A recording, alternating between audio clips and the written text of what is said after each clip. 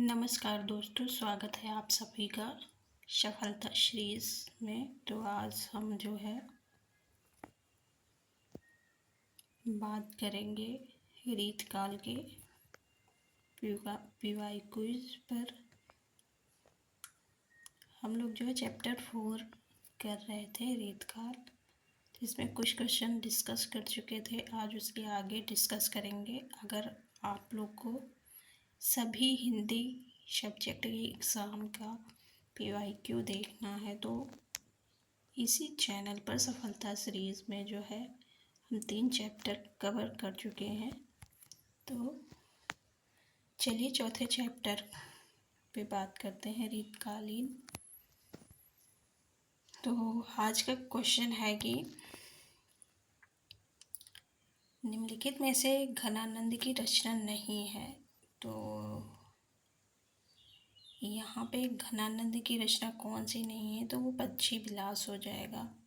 ये घनानंद की नहीं है, जबकि प्रिया प्रसाद, भावना प्रकाश और प्रीत पावस जो है घनानंद की रचना है। तो ऑप्शन डी यहाँ पे हो जाएगा सही। घनानंद जो है रीत मुक्त धारा के कवि थे। तो रीत मुक्त धारा होता है, इसमें 3 धाराएं होती है, रीत सिद्ध, रीत मुक्त और रीतबद्ध। तो क्वेश्चन पूछा, पहले ऐसा पूछा जाता था, अभी भी अगर मिलान के लिए आ सकता है कि घनानंद किस काव्य धारा के थे, तो वो रीत काव्य धारा के कवि थे। इनकी रचनाएं जो है इश्क, लता, विरह, लीला, रसकेल, वल्ली, वियोग, बेली, सुजान हित, यमुना यश आदि हैं। और ऊपर ये जो है प्रिया प्रसाद, प्रीत पावस और भावना प्रकाश भी इन्हीं की रचनाएं हैं। तो चलिए घनानंद के बारे में जो है शुक्ल जी क्या कहते हैं देख लेते हैं, क्योंकि शुक्ल जी बहुत इम्पोर्टेंट है। तो ये जो है कहते हैं घनानंद के बारे में कि लाक्षणिक मूर्तिमत्ता और प्रयोग वैचित्र्य की जो छटा इनमें दिखाई पड़ी, खेद है कि वह फिर 250 वर्ष पीछे जाकर आधुनिक काल के उत्तरार्ध में अर्थात वर्तमान के नूतन काव्य धारा में ही अभिव्यंजनावाद के प्रभाव से कुछ विदेशी रंग लिए प्रकट हुई। बहुत बड़ी बात यहाँ पे की है कि 250 वर्ष पीछे जाकर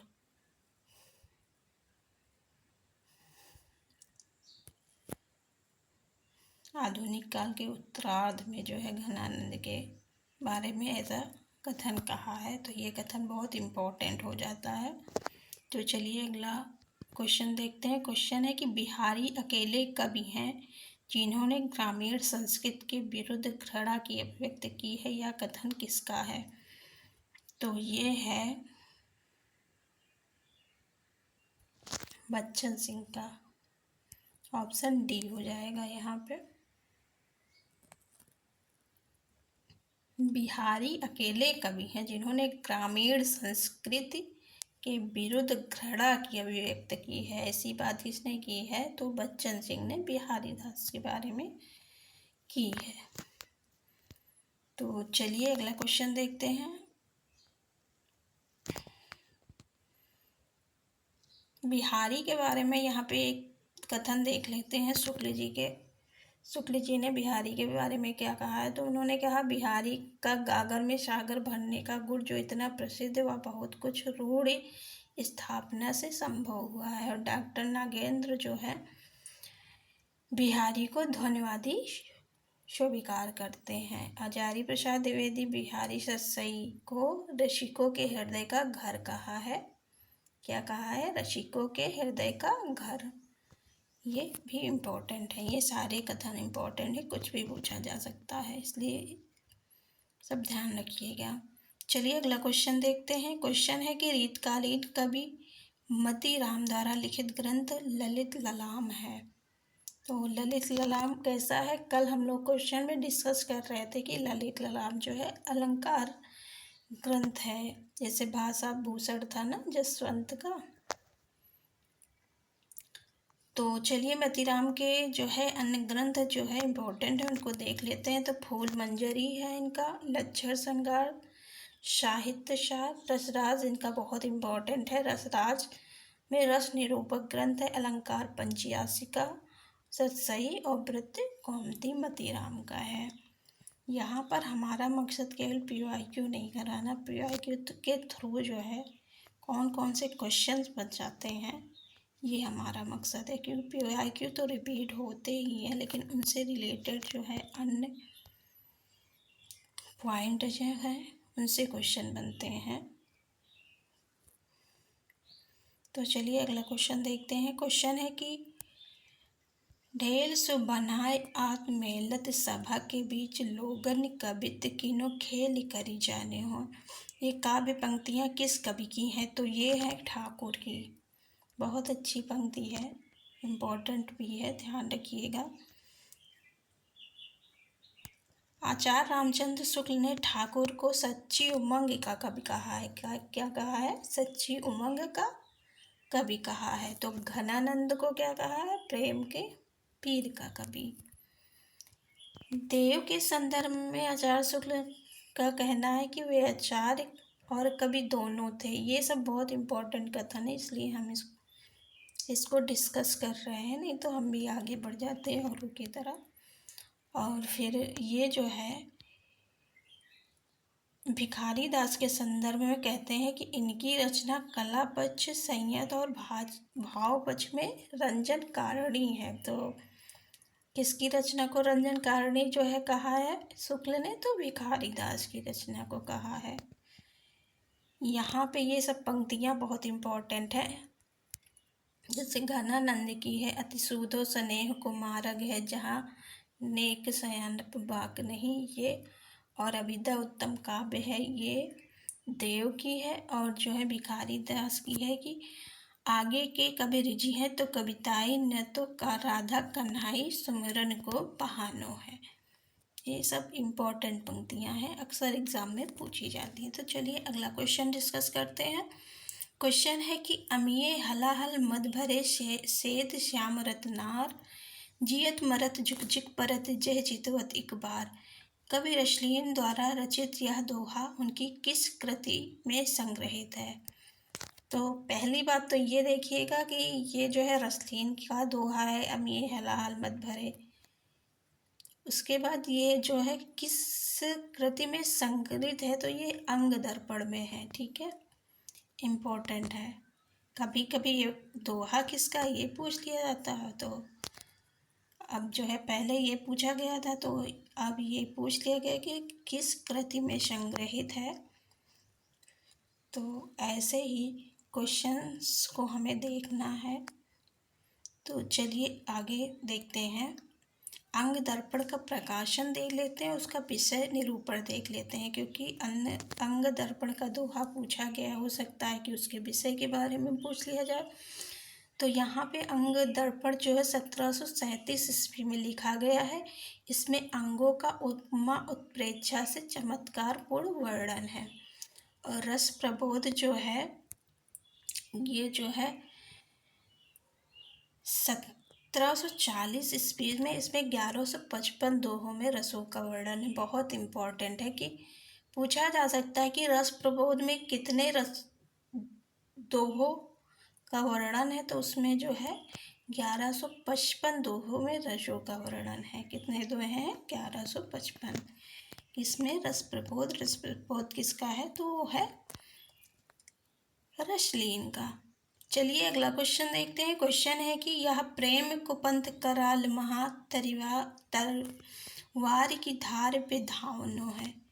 यह पंक्ति किसकी है? बहुत जो है कंफ्यूजन वाली ये पंक्ति है, क्योंकि इसमें कभी कभी लगता है ये घनानंद की है, तो कभी लगता है आलम की है, तो कभी बोधा की लगती है।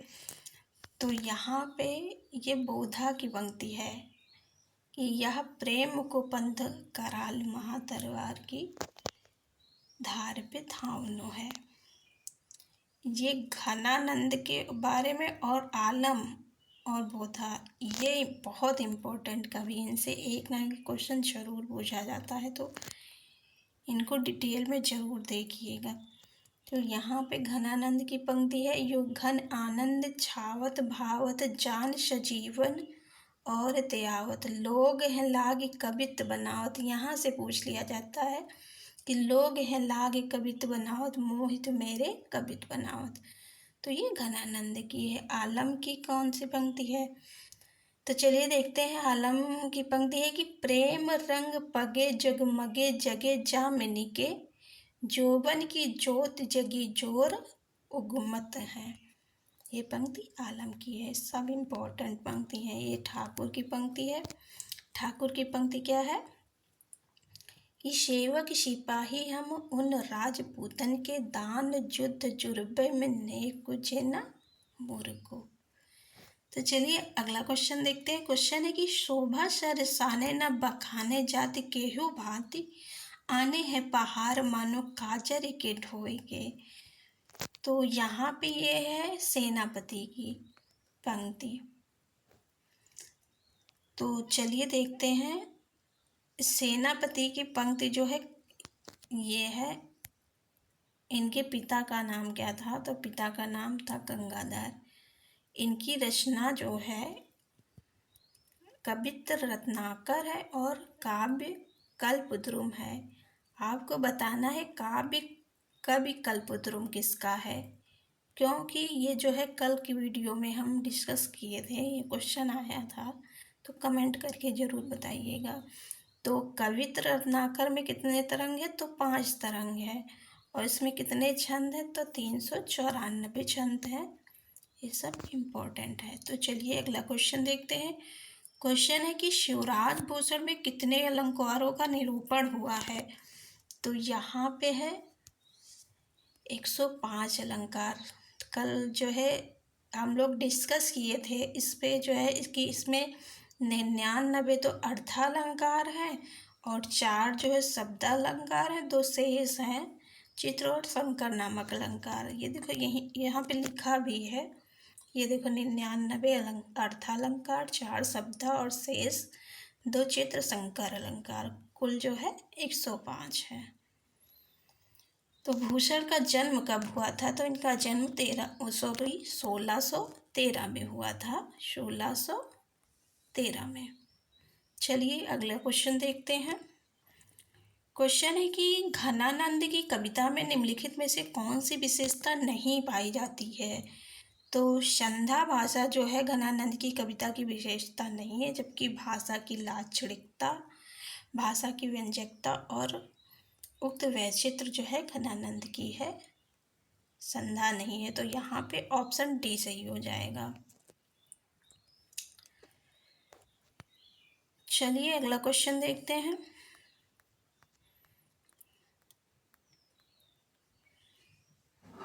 यहाँ पे क्वेश्चन है कि रामचंद्र शुक्ल ने हिंदी साहित्य का इतिहास में देव के कितने ग्रंथों का उल्लेख किया है? तो देव के यहाँ 23 जो है ग्रंथों का उल्लेख रामचंद्र शुक्ल ने किया है हिंदी साहित्य के इतिहास में। तो ऑप्शन बी सही हो जाएगा। चलिए देख लेते हैं कौन कौन से ग्रंथ हैं।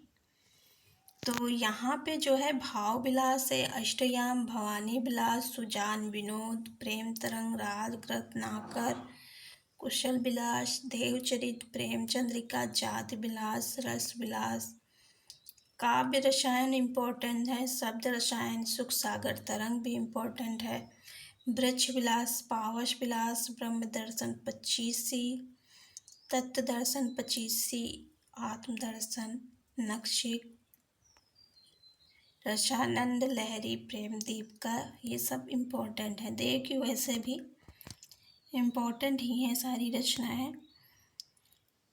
तो सर्वप्रथम जो है यहाँ पे पॉइंट है, शिव सिंह सेंगर ने देव की रचनाओं की संख्या कितनी बताई थी? तो यहाँ पे हो जाता है 72। सबसे पहले देव की रचनाओं की संख्या जो है शिव सिंह सेंगर ने बताया था। उन्होंने कहा था कि इनकी 72 मिलती हैं और कुछ विद्वानों ने 52 बताया है, जबकि हमारे आचार्य रामचंद्र शुक्ल जो है 23 बताते हैं।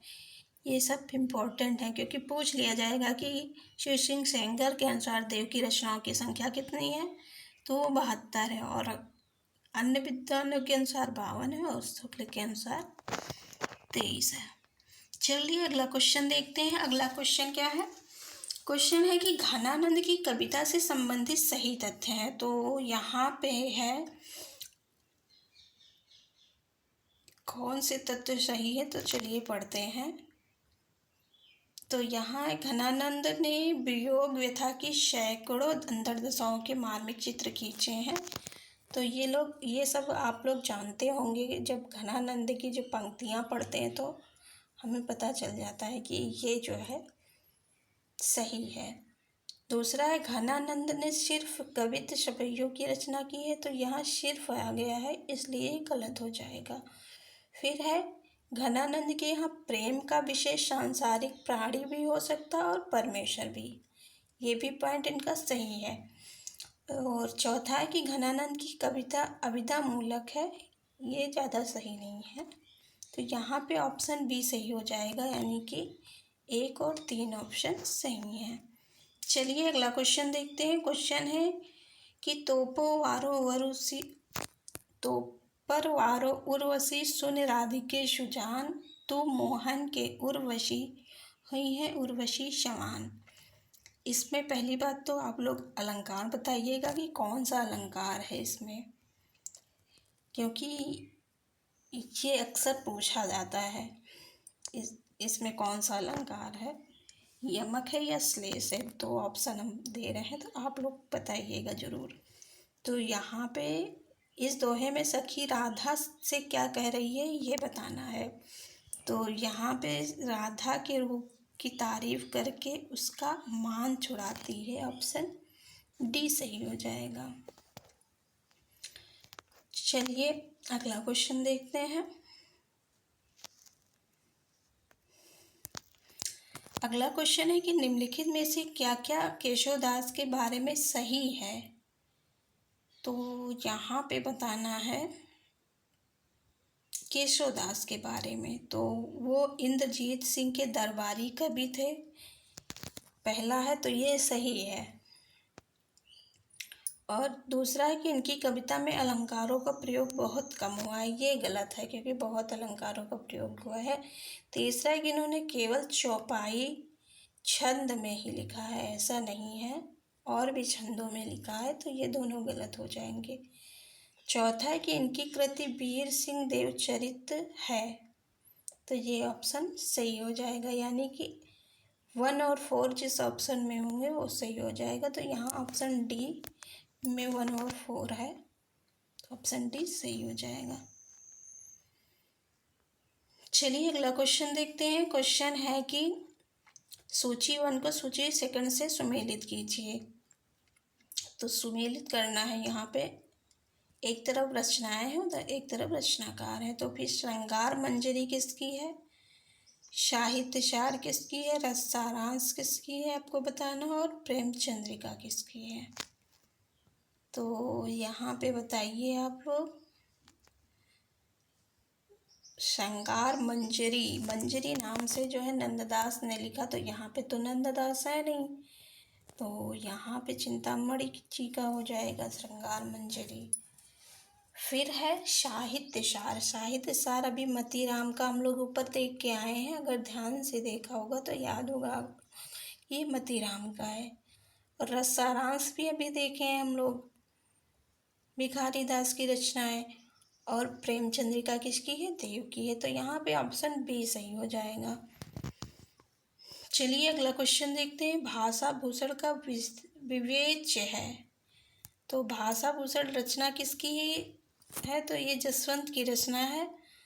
और जो है इसमें विवेच्य यानी कि विषय वस्तु क्या है, तो यहाँ पे अलंकार है।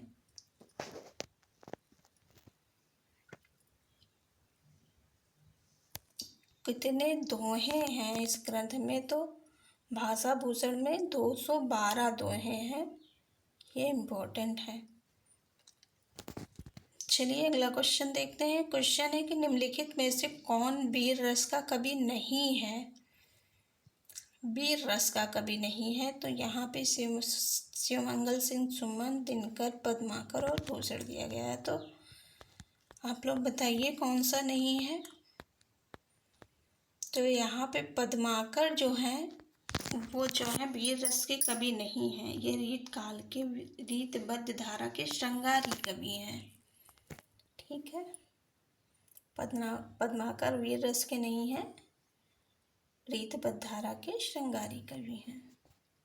चलिए अगला क्वेश्चन देखते हैं। क्वेश्चन है, निम्न में से कौन सी रचना घनानंद की नहीं है? तो श्रृंगार विलास घनानंद की नहीं है, तो ये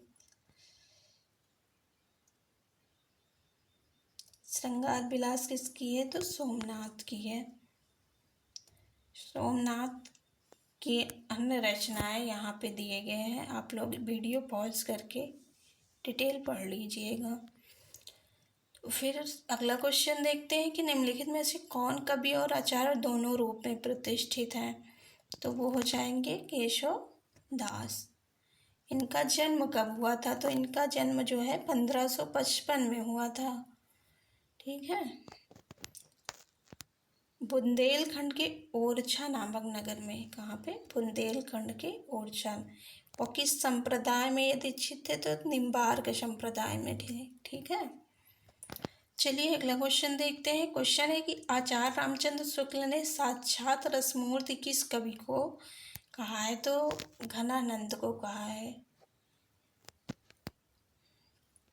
अगला क्वेश्चन देखते हैं कि निम्न में से किस रीतकालीन कवि ने लक्षण ग्रंथ की रचना की है? तो यहाँ पे बताना है लक्षण ग्रंथ की रचना किसने की है। तो यहाँ पे हो जाएगा ऑप्शन डी, यानी कि बिहारी लाल जो है लक्षण सॉरी क्वेश्चन है नहीं की है, की नहीं है, नहीं की है। लक्षण ग्रंथ की रचना बिहारी लाल ने नहीं की है, जबकि पद्माकर, मतीराम और भूषण ने की है। चलिए अगला क्वेश्चन देखते हैं। क्वेश्चन है कि हितोपदेश का भाषा अनुवाद किसने किया था? तो वो हो जाएंगे पद्माकर।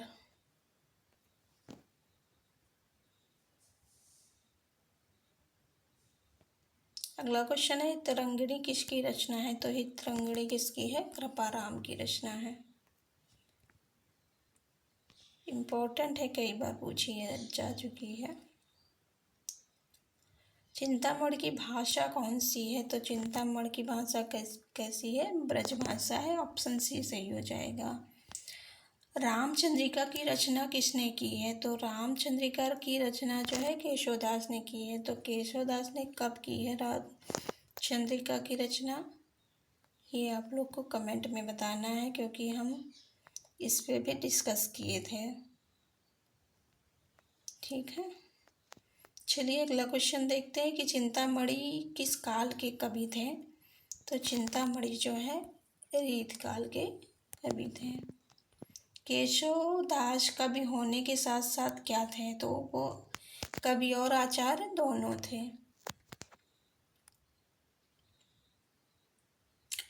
डॉक्टर नगेंद्र जो है केशवदास को रीतिकाल का प्रवर्तक मानते हैं। इम्पोर्टेंट है। ठीक है, चलिए अगला क्वेश्चन देखते हैं। अगला क्वेश्चन है कि केशवदास ने एक आध्यात्मिक ग्रंथ लिखा है, उसका नाम क्या था? तो आध्यात्मिक ग्रंथ उनका है विज्ञान गीता। तो विज्ञान गीता जो है इनका आध्यात्मिक ग्रंथ है, जो 1610 में लिखा गया है। कितने में? 1610 में।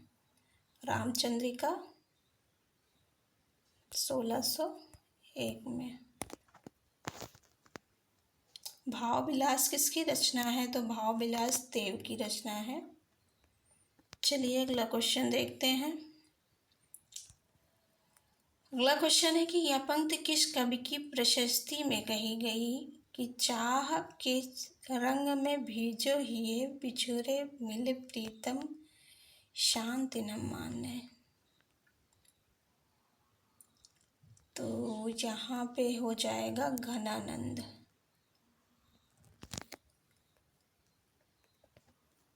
ऑप्शन सी सही हो जाएगा।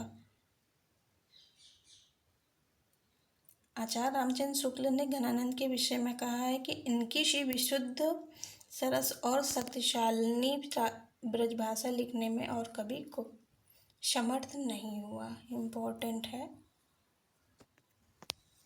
चलिए अगला क्वेश्चन देखते हैं। क्वेश्चन है कि रसराज ग्रंथ के रचयिता कौन? तो रसराज के जो है मतीराम है। अगला क्वेश्चन है कि भूषण के काव्य की भाषा क्या थी? तो भूषण के काव्य की भाषा ब्रज थी।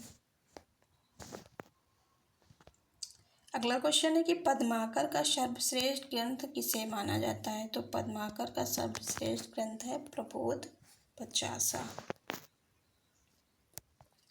भूमिजा ये जो है इम्पोर्टेंट है, नागार्जुन का। गीतावली आपको पता ही होगा, नल दमयंती राजा रवि वर्मा का है।